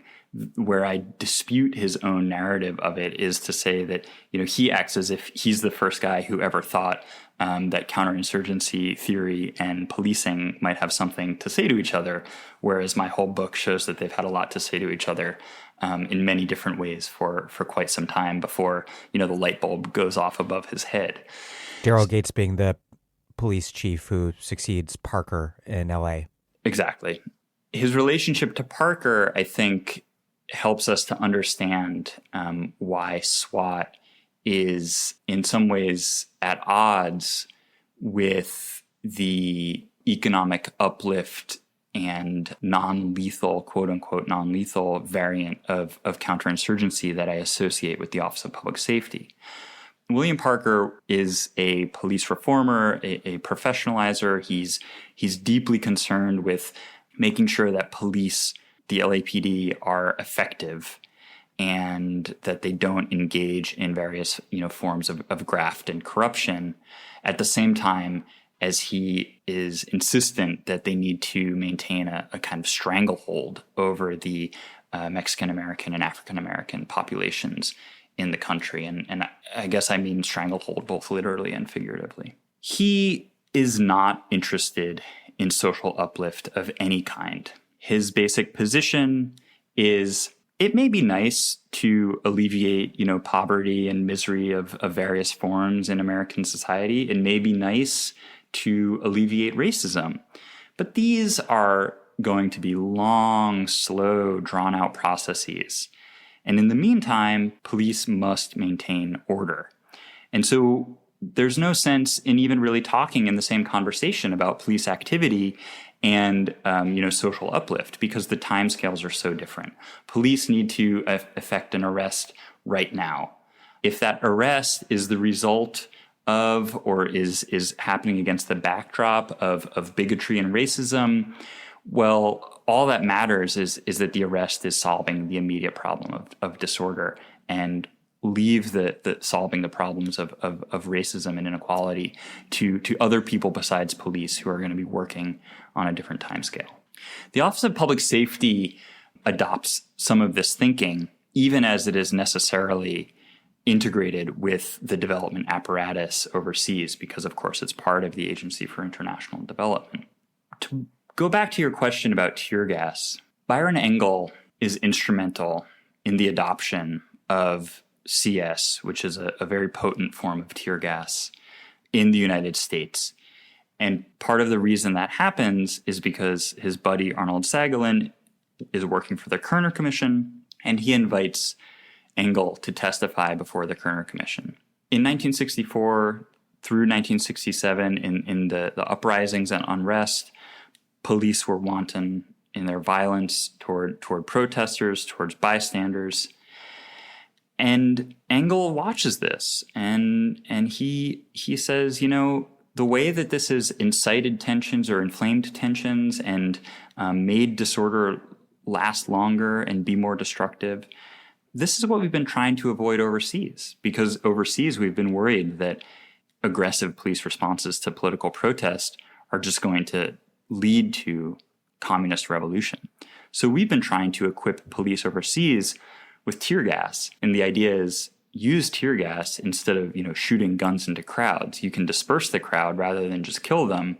And if you do that, you're less likely to create a politically volatile situation. So he says this to the Kerner Commission, and the Kerner Commission makes its recommendation in its, landmark publication to equip police with greater amounts of tear gas. The Kerner Commission's recommendations come out early in 1968, and the White House, the Department of Defense, the Department of Justice, the International Association of Chiefs of Police, they're already, even before the Kerner Commission report is published, they're already working on creating new riot control protocols on a national scale that will involve the introduction of CS or tear gas into the hands of police at the local level. And then the LEAA comes online starting later in 1968. And what does the LEAA do in its first year? It spends a whole lot of money on putting riot control gear in the hands of police around the country, including tear gas, including CS. What is this whole history of so-called non-lethal weapons? What does that all reveal about this moment when people are being so grievously injured in such huge numbers in both the U.S. and Chile and elsewhere with so-called non-lethal weapons like rubber bullets? I think the lesson is that so-called non-lethal weapons embody a search for a solution to the political problems of unrest through technical means. If we use non-lethal weapons, we being police, we might be able to control unrest, and we might be able to make it so that crowds disperse and the problem will go away. But of course, the problem is a political problem. The problem of, that has brought people into the streets since the killing of George Floyd is that people are politically mobilized, energized, and angry about racist policing, about the pandemic, about economic inequality, and various other factors. No non-lethal weapon can solve any of those problems. The best it can do, if it's used according to its manufacturer's specifications, which of course it rarely is, the best it can do is disperse a crowd and solve a momentary tense situation. The crowd will regroup, the political anger will not dissipate, and in fact, if the weapons are used in an offensive or escalatory fashion, as I think they have been, they're going to make the crowds more angry, more boisterous, more numerous. And that's what we've seen over and over again over the past couple months. And I think that to go back to the question of where the U.S. war in Vietnam fits into all of this, what happened during the war was that the U.S. military and then also the South Vietnamese forces used CS in combat operations. They used it not in a defensive fashion, not in a de-escalatory fashion, but in an offensive and escalatory fashion.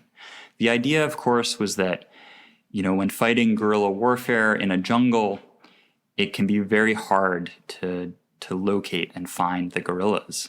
But if we saturate the zone with this extremely intense chemical that makes people choke and feel like they can't breathe, the guerrillas might reveal themselves. They might flee out of their hiding spot. And then we can arrest them, or we can shoot them on sight. This is how CS was used during the war. It was used to escalate. It was used as an offensive weapon.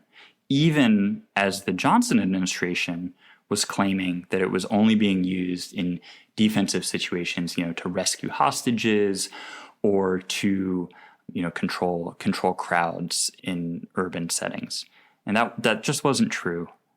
But it provided the justification for experimentation with CS that ended up boomeranging back home. And after 1968, all the way through to the present, we see CS, in the arsenals of police at all scales, as well as of course, the National Guard.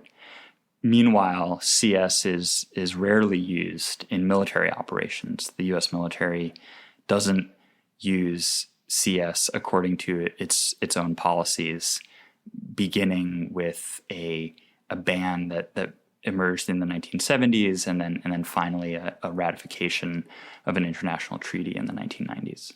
A key juncture in terms of understanding how we get to the policing system that we have today that you discuss is that this perceived failure of the war on poverty in particular and liberal do-gooder reform in general amid the rise of the war on crime made it so that, quote, intellectual perspectives on stopping crime transitioned from a focus on economic uplift to a more coercive focus on prevention of criminal acts, which coincided with a transition in the legal framework of policing from the control of status to the control of behavior. A broad consensus came to declare that the way to control crime was to raise the cost of crime, since deviant behavior had rational underpinnings. Explain this very misleading and very pervasive politics that discredited the war on poverty and the very notion of solving root causes, what that all obscured about what actually happened, and how that in turn led to the sort of order maintenance, broken windows and stop and frisk policies that have so shaped policing during the era of mass incarceration. Also, how did that in turn reflect this longer dynamic that we've spoken about in police reform debates, pitting root cause amelioration against crime suppression? I think the first thing to take note of is that, as I show in the book, these debates are happening on a global scale. Many of the intellectuals who are involved in debates about crime control within the United States and debates about whether poverty alleviation was successful or was actually, perhaps even leading to more crime. They're also talking about development in third world countries. They're talking about counterinsurgency, and they're influenced by some of the ideas coming out of the more military-oriented think tanks like RAND. The idea that the war on poverty hadn't succeeded, and therefore it was necessary to, toss it out the window and instead just focus on controlling criminal behaviors, relied on a mystification. And that mystification was that the war on poverty, had ever really been given a lot of resources and even a chance to succeed. As we've discussed, the war on poverty was not built to solve the problems of inequality in the United States within, the terms of the U.S. racial compact and racial geography and the capitalist system as it operated in the United States. So you have a whole bunch of intellectuals who want to tear down the war on poverty.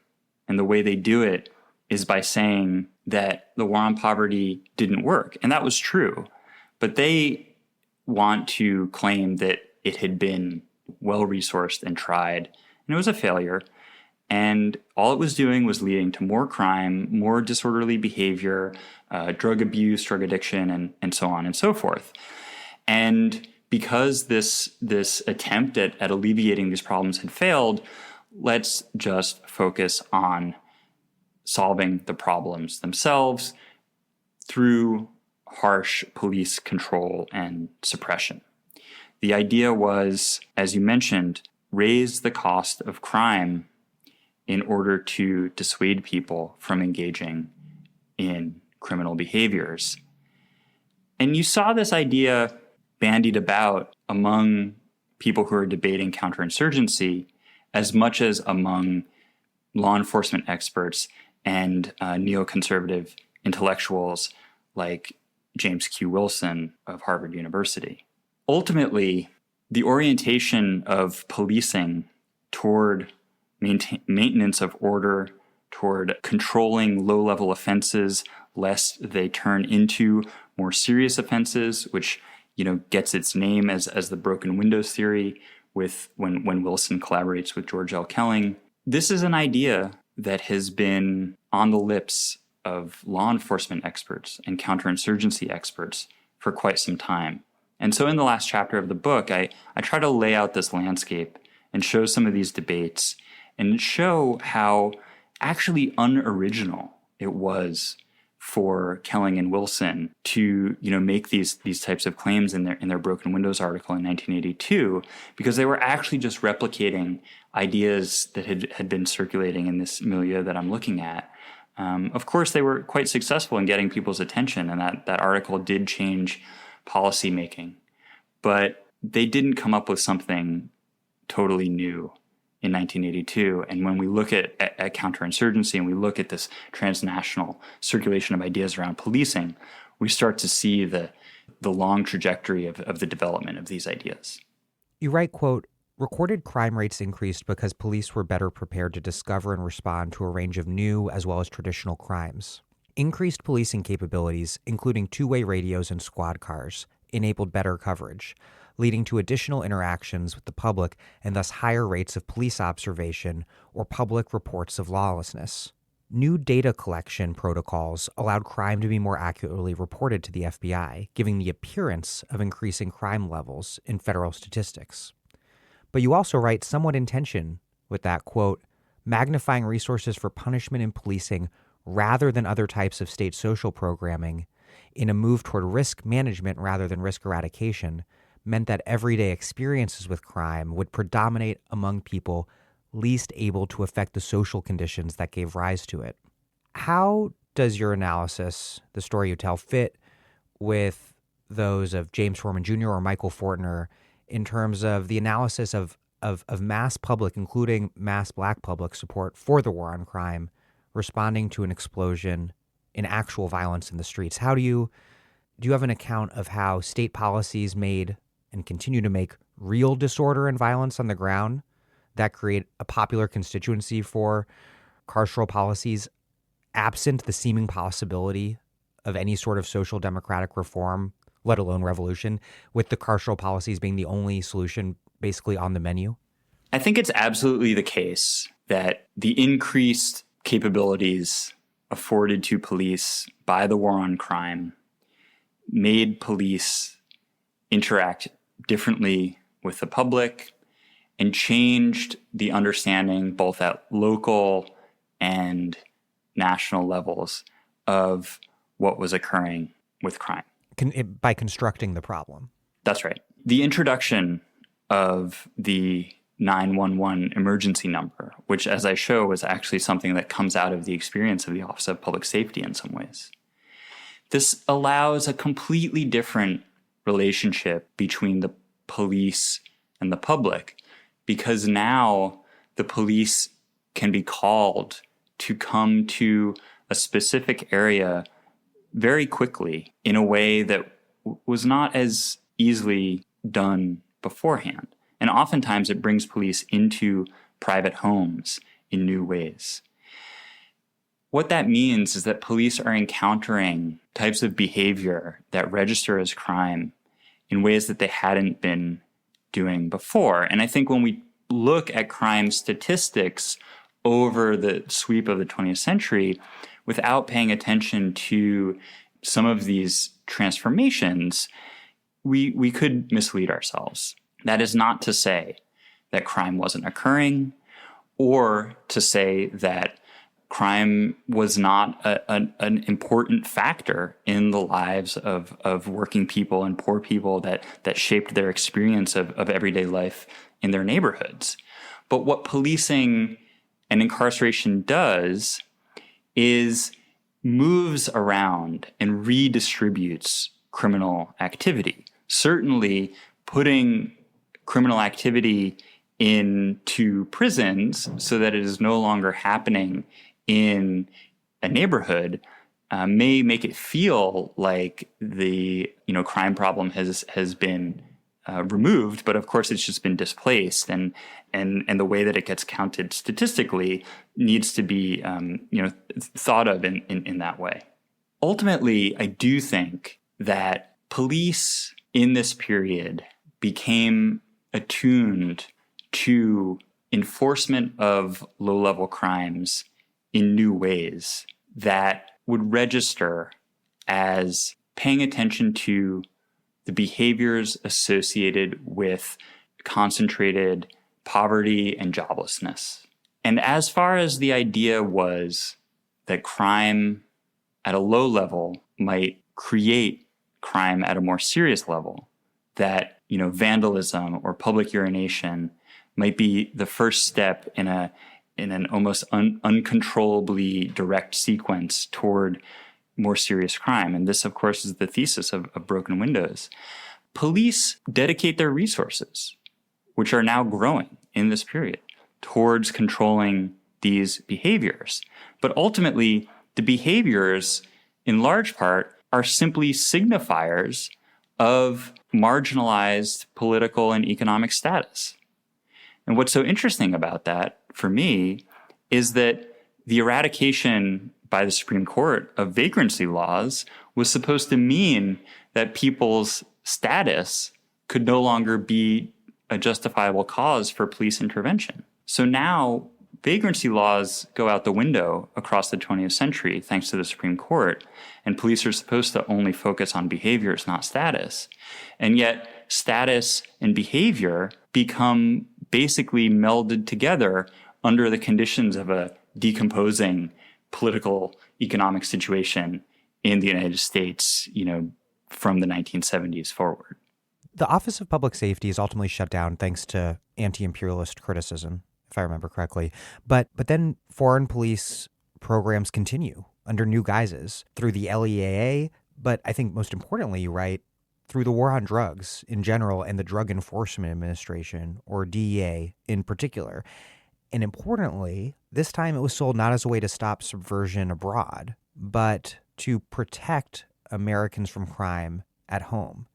And you don't discuss it in the book, I don't think, but I imagine that the war on terror since 9/11 has also been a powerful vehicle for global policing assistance. How is it that overseas policing has lived the second life through these permanent, if partially metaphorical, wars? It's absolutely true that the Office of Public Safety was closed down as a result of anti-imperialist activism. It was really the convergence of the peace movement the anti-war movement, and a focus on domestic police repression. They all came together and focused on the Office of Public Safety, and ultimately Congress shut down the Office of Public Safety, or as we would say in 2020, defunded the Office of Public Safety. This was a win for activists. And yet the legislation that shut it down had some loopholes. And the activists at the time, when they saw this happen, were shocked and angered to find out that there were loopholes written into this new legislative prohibition on overseas police assistance. And as you mentioned, the main one is around narcotics. And so the DEA, in its first dozen or so years of activity, ends up training as many or maybe even more police as the office from other countries as the Office of Public Safety had done in its dozen or so years of operation. And drug enforcement is a more specific set of operations. The Office of Public Safety, again, for the purpose of controlling communism around the globe, really tried to upgrade the full panoply of police capabilities and operations. And those included a control of narcotics. Byron Engel himself, after he left Japan, went to Turkey in the 1950s and worked on counter-narcotics operations in Turkey for a little while. So he had a long experience with counter-narcotics, and he thought he could maybe even save the Office of Public Safety when the writing was on the wall that it might get shut down. He tried to say, hey, look, we know a thing or two about counter-narcotics. But ultimately, yeah, it was the case that the war on drugs provided the opening to continued police assistance overseas, despite a technical prohibition on it that is written into law. And that prohibition exists to this day in the law. But police assistance occurs under many guises today through many agencies: Department of Justice, Department of State, Homeland Security, Department of Defense, and private corporations as well. So it's happening now today to a much larger degree than it was happening during the time of the Office of Public Safety.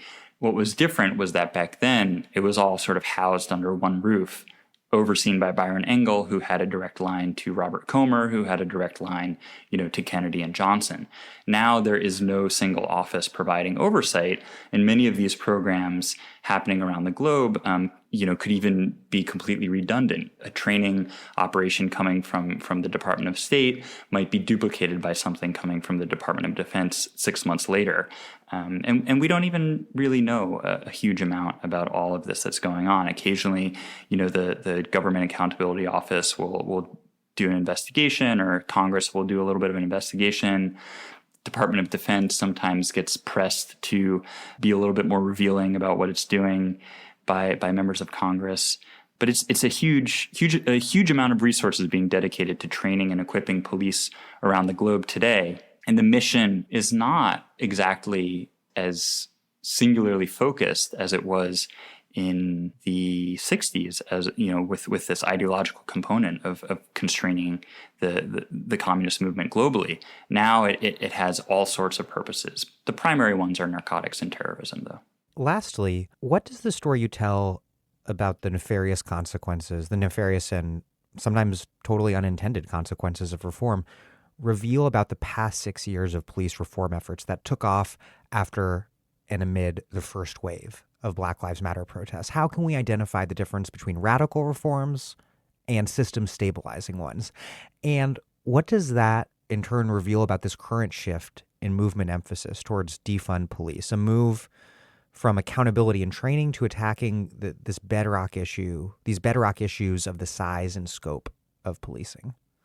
I think that the history of police reform through the 20th century was exactly as you say, system stabilizing, and it was also meant to, expand capacities and capabilities, introduce new technologies and resources. Police reform ultimately was often introduced, in a top-down fashion, and that irked many officers. They didn't like being forced to do certain things by their commanding officers, both in terms of new requirements for training, which obviously we know that, especially when it comes to these so-called, sensitivity or implicit bias trainings. They don't take them seriously, even if they were to be effective, which is a separate question. But officers don't like them, don't take them seriously. And yet officers are quite happy to take the new technologies and the new resources that become available through reform. For police at the top, for the chiefs, the leaders, they're worried about police legitimacy. They want to reform in order to enhance the legitimacy of police, and in part because they think that a legitimate police force is likely to have interactions with the public where the public listens to what the police are saying, abides by the commands of the police, and so forth.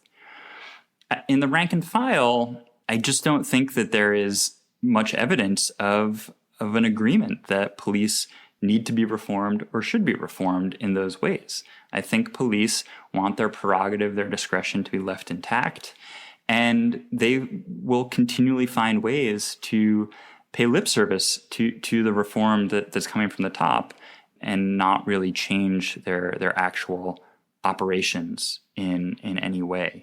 And in fact, because policing on an everyday level, at the patrol level, policing has to include discretion, because police encounter surprising and unpredictable situations, confusing situations all the time. And so they have to kind of improvise on the street. But their improvisation is always backed up, by non-negotiable coercive force. That's the essence of policing, is that however they decide to respond, use their discretion to respond, use their even creativity to respond to a given situation, at the end of the day or at the end of the encounter, non-negotiable coercive force remains intact. And reform is never going to change that. And in fact, reform is ill-equipped to standardize, despite its own dreams of standardization. It's ill-equipped to standardize something that has to remain highly discretionary. So I agree that in the present moment, these calls for defunding the police, for reducing the scale and scope of police, are absolutely necessary to get us out of this discourse that really came from the Obama administration's initiatives of police reform that proposed that better training, new technologies, and so forth were going to solve the problems of racial injustice. There's no evidence that it's really true, and there's also very little evidence that police are even all that interested in solving a lot of these problems. Certainly some are. In some cases, there have been some improvements, but on the whole, I don't think we see the improvements that the Obama administration promised, and that's why we're seeing the protests that are so vigorous, but also specific in their demands. Well, Stuart Schrader, thank you very much. Thank you.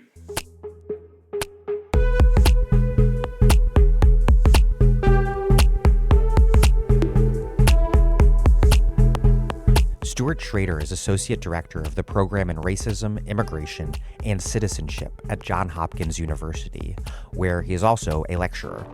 He is the author of Badges Without Borders: How Global Counterinsurgency Transformed American Policing, from University of California Press. Thank you for listening to The Dig from Jacobin Magazine. As Marx once said, after noting that the police, the judiciary, and the administration are not deputies of civil society itself, which manages its own general interest in and through them. Rather, they are office holders of the state whose purpose is to manage the state in opposition to civil society. While other podcasts have only interpreted the world in various ways, our point is to change it. We are posting new episodes every week. The Dig was produced by Alex Lewis. Music by Jeffrey Brodsky. Our communications coordinators are Julia Rock and Zachary Nin. Our senior advisor is Thea Riofrancos. Check out our vast archives at thedigradio.com. Follow us on Twitter at thedigradio. You can also find us on Facebook. Please find us wherever you get your podcasts and subscribe. If it is on iTunes or wherever, also rate and review us. Nice reviews ostensibly introduce us to new listeners, but what really and truly does that is you telling your friends that you listen to the show, like the show, that they should listen and like the show. please make propaganda for us. And do find us at patreon.com/thedig and make a monthly contribution to keep this operation up and going strong. Even a few bucks is huge.